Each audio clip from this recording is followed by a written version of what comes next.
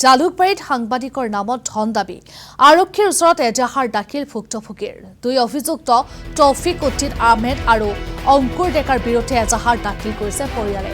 উত্তৰ জালুকবাৰীৰ নিবাসী ইমৰান খানে দাখিল কৰিছিল এই এজাহাৰ নিজকে সাংবাদিক বুলি পৰিচয় দি ইমৰান খানক দীৰ্ঘদিনে মানসিক হাৰাশাস্তি কৰাৰ অভিযোগ উত্থাপন হৈছে নিশা প্ৰায় 7 মান বজাত কিছুমান অচিনাক্ত গুণ্ডা বাহিনীলৈ ভুক্তভোগীৰ ঘৰতো প্ৰৱেশ কৰিছিল আৰু পুনৰ ধন দাবী কৰাৰ অভিযোগ উত্থাপন কৰিছে ভুক্তভোগী পৰিয়ালে ইমৰান খানৰ পিতৃৰ ওপৰতো শাৰীৰিক আক্ৰমণ চলোৱাৰ অভিযোগ উত্থাপন হৈছে তেওঁৰ পিতৃৰ বুকুৰ বিষত আক্ৰান্ত হৈ চিকিৎসাধীন হ'বলগীয়া হৈছিল আৰু ভুক্তভোগী ইমৰান খানে আজি জালুকবাৰী আৰক্ষী চকীত লিখিতভাৱে অভিযোগ দাখিল কৰিছে উল্লেখ কৰিছে জালুকবাৰীৰ খবৰ জালুকবাৰীত সাংবাদিকৰ নামত ধন দাবীৰ ঘটনা আৰক্ষীৰ ওচৰত এজাহাৰ দাখিল কৰিছে ভুক্তভোগী পৰিয়ালে দুই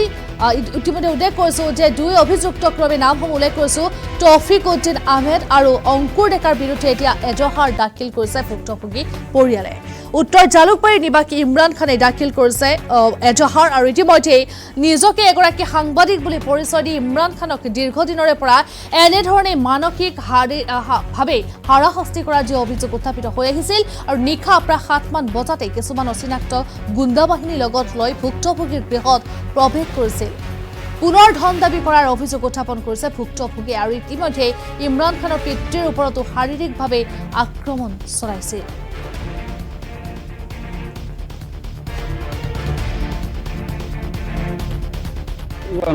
ৰাতি বহুত মদ খাইছে মদ খাই যাই আছে ভম্বুলি নাম এনে শফিকুল বুলি মাতে সি তাৰমানে মোক আগুৰি ধৰছে মদ চদ খাই আগুৰি ধৰাৰ পিছত মই ক'লো কি হ'ল তাৰপিছত সি মোক কৈছে কেলা তই কি গুণ্ডা ওলছা নেকি অমুক তমুক এনেই কিবা কিবি বকি আছে মদ খাই লৈ মই বোলে পইচা দিব লাগে তাৰপিছত মই চাইড কৰি মই গুচি দিলোঁ ওলাই যোৱাৰ পিছত আৰু টপিকে ফোন কৰিছে টপিক নামৰ সাংবাদিকজনে ফোন কৰিছে ফোন কৰি মোক কৈছে ইমান পইচা লাগিব পৰ্টেলৰ ইউবিএ পৰ্টেলৰ টপিক সি মোক কৈছে পইচা লাগিব পইচা নিদিলে তোৰ ওপৰত কেছ দিবা দিম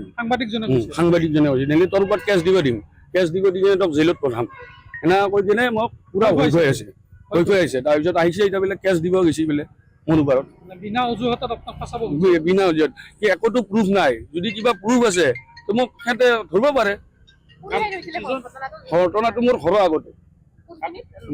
জালুকবাৰী কাটিয়া দলং আৰু এটা অভিযোগ আনিছে আপুনি জালুকবাৰীত এৰিয়া বান্ধি লৈছে নেকি একো এৰিয়া বান্ধি লোৱা নাই আৰু এই যিজন তৌফিক উদ্দিন আহমেদ বুলি ক'লে তেওঁ সাংবাদিক বুলি কয়